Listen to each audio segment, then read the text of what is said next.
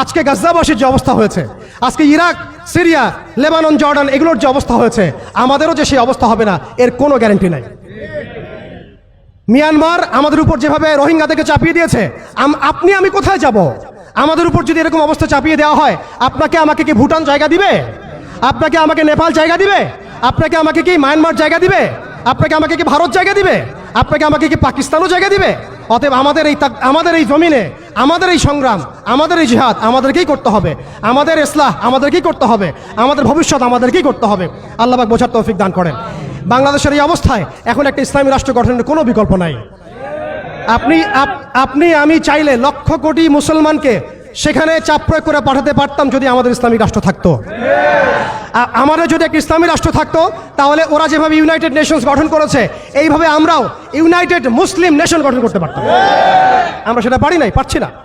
তারা যেভাবে United Nations গঠন করে সারা বিশ্বে মুসলিমদেরকে চাপ দিচ্ছে, ট্রাম্প কি বলছে আপনারা সবাই দেখছেন, মিডিয়া ভাই সবাই আছেন, স্পষ্ট ঘোষণা দিচ্ছে ওরা এখান থেকে বের হয়ে যাক, আমরা সেখানে বসতি স্থাপন করব। এটা কি মগের মূল্য? ওরা কেন সেখান থেকে বের হয়ে যাবে? এই গাজ্জাবাসীরাই এই পৃথিবীর সবচেয়ে স্বাধীন মানুষ।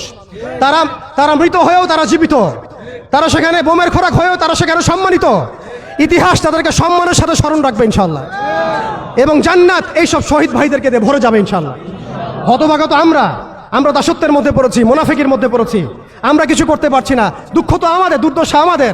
আমরা কালকে আমাদের মাঠে আল্লাহর সামনে কি জবাব দিব এর ঠিক ঠিকানা আমাদের নাই। এই জন্য আমি শুরুতে বলেছিলাম, ক্ষতির মধ্যে আমরা আছি, তারা নাই। আমরা যে পরিমাণ ক্ষতির মধ্যে আছি সেই পরিমাণ ক্ষতিতে তারা নাই। তারা হাসতে হাসতে জান্নাতে চলে যাচ্ছে ইনশাআল্লাহ, এবং এরপরে তাদের বিজয় আসবে ইনশাআল্লাহ আযজা ওয়া জাল। অতএব একটা ইসলামিক রাষ্ট্রের দিকে আমাদেরকে যেতে হবে, ইউনাইটেড মুসলিম নেশন গঠন করতে হবে।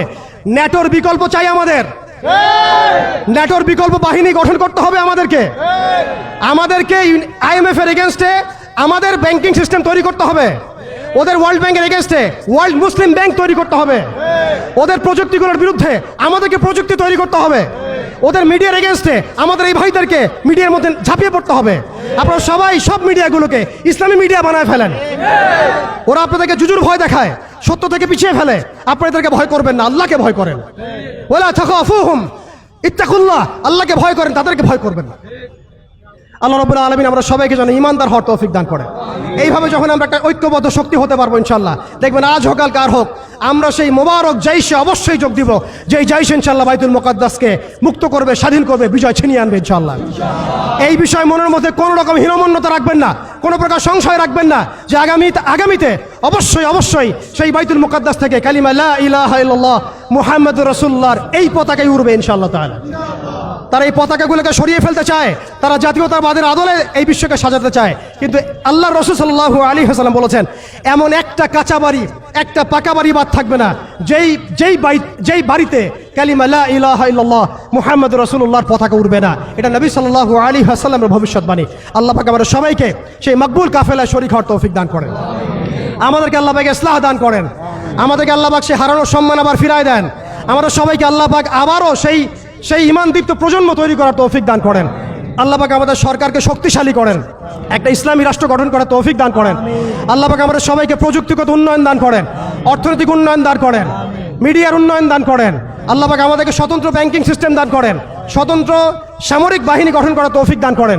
এবং আরেকটা পয়েন্ট হচ্ছে যে আমাদেরকে অস্ত্র শস্ত্রে সুসজ্জিত হতে হবে।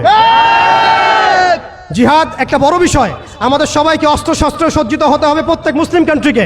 আমি এখানে ব্যক্তিগতভাবে বলি নাই, আমি বলেছি প্রত্যেক মুসলিম কান্ট্রিকেই সামরিক দিক থেকে এতটা শক্তিশালী হতে হবে যাতে ওরা আমাদেরকে চোখ রাঙাতে না পারে, বরং আমরাই এমনভাবে চোখ রাঙাবো যেন ওরা এই বিশ্বের মানচিত্র থেকে মুছে যায়। কিম জং উনের মতো একজন মানুষ, যিনি উত্তর কোরিয়ার মতো ছোট্ট একটা রাষ্ট্রকে আজকে নিউক্লিয়ার রাষ্ট্রে পরিণত করেছেন, আমাদেরকে সেই সক্ষমতা ছিল না, আমাদেরকে সেই প্রতিভা ছিল না, আমাদেরকে সেই জনবল ছিল না। অতএব প্রত্যেক মুসলিম কান্ট্রিকেই নিউক্লিয়ার ওয়েপেন্স তৈরির দিকে যেতে হবে, মিসাইল তৈরির দিকে যেতে হবে, প্রযুক্তিগত উন্নয়নের দিকে যেতে হবে, ঐক্যবদ্ধ প্ল্যাটফর্মের দিকে যেতে হবে। একসাথে সবাই মিলে আমরা যখন এই সমস্যার সমাধানে হাত লাগাবো, কাঁধে কাঁধ মেলাবো, দেখবেন এই ছোট্ট রাষ্ট্র কিছুই করতে পারবে না, পশ্চিমা বিশ্বই কিছুই করতে পারবে না, এমনকি পুরো দাজ্জালের বাহিনী মিলেও এই বিশ্বে ইসলামের বিজয় ঠেকাতে পারবে না ইনশাআল্লাহ। আমি আজকে আপনাদের সামনে শুধুমাত্র কিছু আবেগী কথাবার্তা বলতে আসি নাই, আমি কিছু প্র্যাকটিক্যাল কথা বলতে এসেছিলাম। জানি না কতটুকু বোঝাতে পেরেছি। এই বিশ্ব তার ফিউচারের দিকে এগিয়ে যাচ্ছে, এটা কোনো কাকতালীয় বিষয় নয়। সারা বিশ্বে যা হচ্ছে এই ব্যাপারে আমাদেরকে পড়াশোনা করতে হবে, আমাদের সচেতন হতে হবে, আমাদেরকে দাওয়াতের মেহনত বাড়াতে হবে। এমন এমন কিছু ইভেন্ট আমাদের সামনে আল্লাহ পাক দেন, ইস্যু দেন, যে ইস্যুগুলোতে আমরা ঐক্যবদ্ধ হতে পারি। ফিলিস্তিন ইস্যু হচ্ছে তার মধ্যে অন্যতম একটা সেরা ইস্যু। আমরা যদি এই ইস্যুতে ঐক্যবদ্ধ হতে না পারি তাহলে আল্লাহর কসম জানি না আর কোন ইস্যুতে আমরা ঐক্যবদ্ধ হতে পারবো। অতএব আমরা সবাইকে আল্লাহ পাক যেন কবুল করেন, মঞ্জুর করেন।